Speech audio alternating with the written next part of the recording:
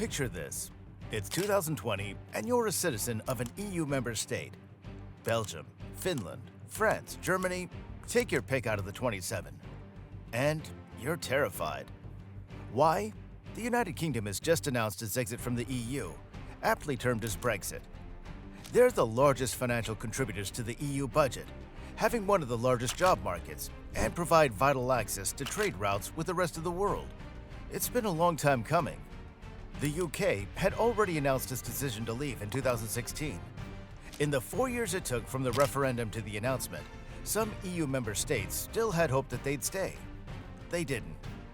Again, it's 2020, and Europe doesn't know what's coming next. Eurosceptics in the UK believe that this is the best thing that could have ever happened, and they're excited for what the future holds. Sympathizers, on the other hand, are scared. Cut to the present day. It's 2024, and we do know what happened next, and it's not what anyone expected. Europe is doing better without the UK. What happened? To backtrack a little, the UK joined the EU in 1973, when it was still being referred to as the European Communities, the EC. In the nearly 50 years that they were a part of the largest coalition in all of Europe, the topic of leaving the EU came up twice. It was almost immediate the first time. In 1975, the general population decided if the EU was acting in the best interest of the UK. Was the quid pro quo worth it?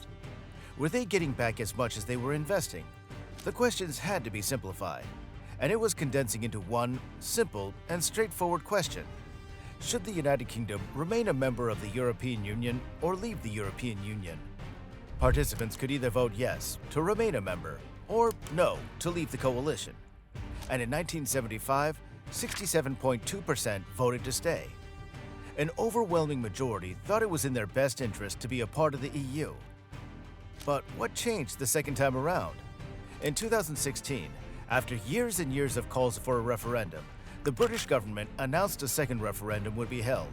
Here's something to remember. The 1975 referendum was a proactive measure to give the general population a say in the social, political, and economic dynamics of their homeland. They knew the public would vote to stay. In 2016, however, they didn't know what to expect. The same question was asked. Should the UK stay or leave? This time, 51.89% of the population voted to leave. A close call, if any, but a majority in any case. The people had decided, and the British government announced that they were going forward with exiting the EU, sensationalized as Brexit. 17 million people voted to leave, and 16 million wanted to stay.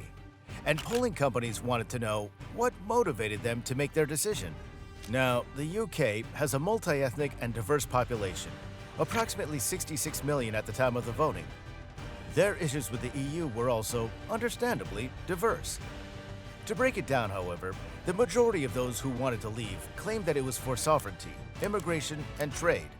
According to the EU law, all member nations must abide by the rules and regulations set forth by the coalition. To simplify this, the 66 million population of the UK could be vetoed by the overall majority. That's the 508 million residents of EU member states. The UK, from a changing Europe, conducted several polls to determine why the general population was adamant about leaving.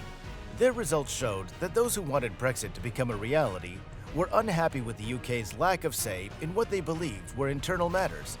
In other words, the general population didn't appreciate not having more control over their state. A third of the Leave voters, however, had another perspective. Immigration was, in their eyes, ruining the UK. To put this into context, close to 400,000 people migrated to the UK in 2015, the highest in all of Europe. 172,000 immigrants were from EU states, and 191,000 were from non-EU states. Boston and Lincolnshire, a market town, saw its immigrant population rise from 1,000 to 16,000 at the time of the referendum. 75% of the population in Boston believed that immigration laws in the UK were too lenient, and that the rising concern needed to be curbed somehow. Besides advocating for stricter immigration laws, the population demanded that the UK leave the EU and restrict the influx of immigrants. And then another third of the Leave voters believed that the EU was keeping the UK from reaching its true economic potential. Now, as a member state of the EU, the UK would trade primarily with other member states in an almost restricted market, while the UK was allowed to trade in the open market. Simply, the EU market was given preference as per EU guidelines. Those who voted to leave claimed that there were better economic opportunities for the UK if they opened up to the free market. In fact, they believed that they could seek to gain more from EU states by viewing them as customers instead. We've now covered the three biggest reasons why the general population voted to leave the European Union.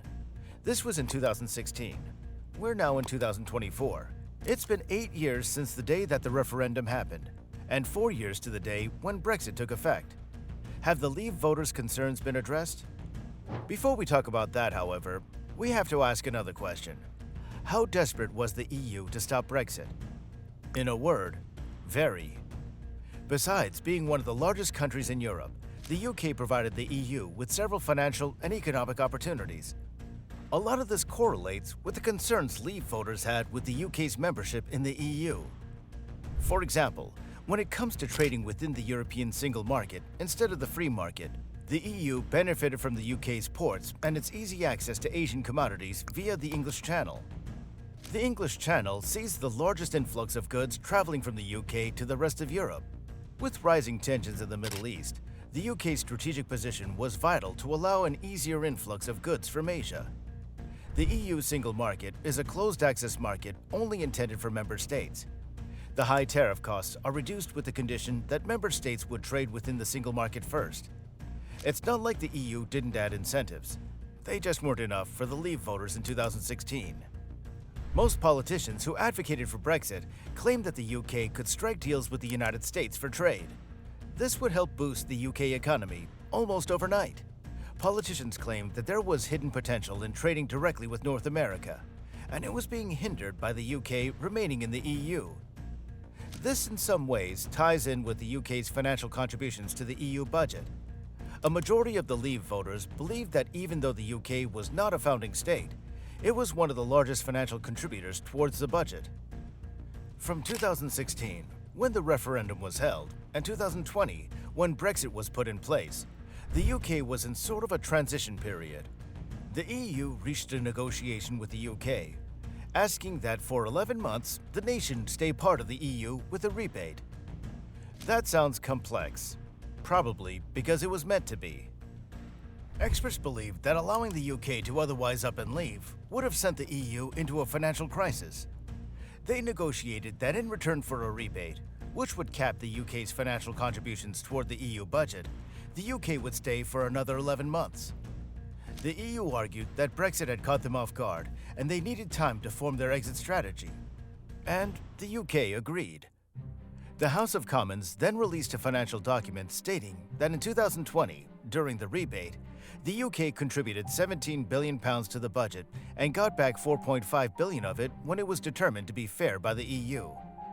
Brexit sent the EU into a panic, which might just be the understatement of the century. While there was nothing the EU could have done to stop Brexit from happening, they tried to sway Eurosceptics their way in the days leading up to the referendum. That didn't work, and now we're here today, 4 years since Brexit happened.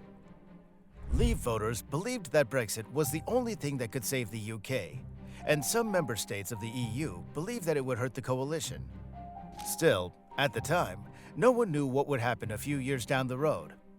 Today, we're looking at a little over 4 years since February 2020. In a way, everything.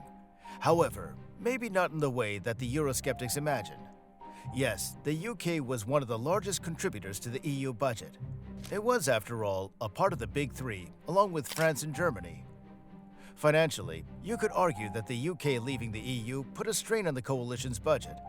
However, the UK, along with being the biggest financial contributor, also had one of the largest populations in all of Europe, the 21st largest in terms of population and the 80th largest in terms of land size. The UK's rising population demanded a lot more from the government. So, along with contributing the most toward the budget, the UK also required a huge chunk of that budget to sustain its growing population. But wasn't immigration restricted after Brexit? One of the biggest concerns for Leave voters was the large immigrant population making its way into Britain. They argued that they could curb the immigrant crisis with Brexit. Ironically, the UK's population has increased since leaving the EU. That's right. The population in 2024 has risen to 67 million compared to the 55 million at the time of Brexit. This means that there's been a steady population increase of 0.33% per average every year. With the UK, the EU had a population of approximately 513 million. Without it, they now have 447 million.